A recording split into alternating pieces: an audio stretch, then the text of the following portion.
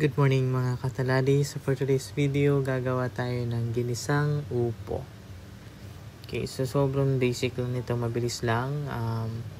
Roughly nasa almost 5 minutes na yung video na to. So mabilis na siyang gawin. So anyway, ang kailangan na natin dito is syempre yung upo. And then sibuyas, bawang, and then yung pork. Yung pork naman is naprito na siya.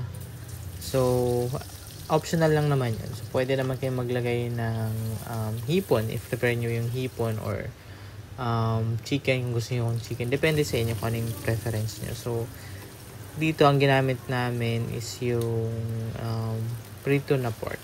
Okay, so igigisa lang natin yung bawang and sibuyas. And then, pag nakuha na natin yung prefer natin na texture, add lang tayo ng konting patis, and then yun yung pampaalat natin. So hindi tayo maglalagay dito ng iba-ibang pampaalat. So after nyan, ilagay na natin yung upo. So sa upo naman, hindi tayo maglalagay ng tubig kasi about 92 to 95% ng upo is tubig. So very siya. So magtutubig siya pag ipapakuloy natin. So yun yung magiging sabaw na natin sa gulay. So yun yung sariling katas na lang upo yung igagamitin natin. And then healthy din to siya pang sa mga nagda-diet kasi low in calories. Sa 100 grams ng upo nasa roughly 14 calories lang siya. So pwede siya sa mga nagda-diet.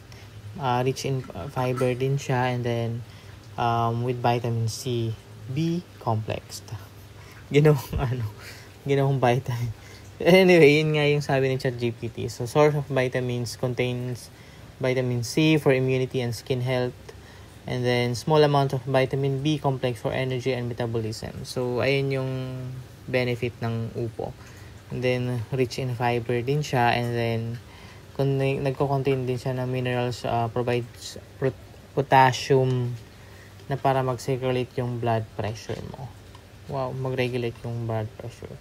Contains with magnesium, calcium, and iron in small amounts. Okay, so ayan, marami siyang, maraming benefit yung upo. So, ayan na, arat na. Ayan na, gumawa ka ng upo dyan. Maggisa ka ng upo. So, ayan, habang nagluluto ko ng upo, umuulan pa din sa labas. So, isang buong linggo tong umuulan tong panahon na ito. Ayan. So kailangan mo na kumain ng maraming upo para iwas sakit kasi with vitamin C. Okay, so ayan na, ilalagay na natin yung ating panahog. So optional lang, as I said kanina bago ako mag-start. Optional lang naman yung mga meat or yung anong gusto mong ilagay. Pwede ka maglagay ng hipon, pwede ka maglagay ng chicken, pwede ka maglagay ng kung ano-ano dyang isda, basta yun yung preferred mo. So wala namang bawal sa mga ilalagay. So as long as kaya mo siyang kainin.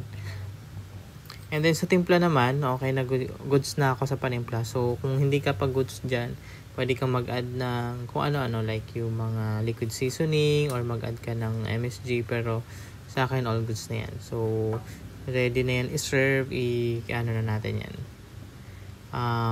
I-display na natin. So isa sa mga paninda po namin yan sa kainan. So screenshot nyo lang yung ingredients. Di na ako naglagay ng amount kasi nasa sa inyo naman kung ilan yung ilalagay nyo or kung gaano karami.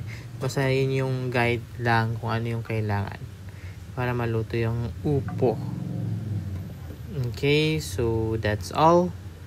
It's me, Mar.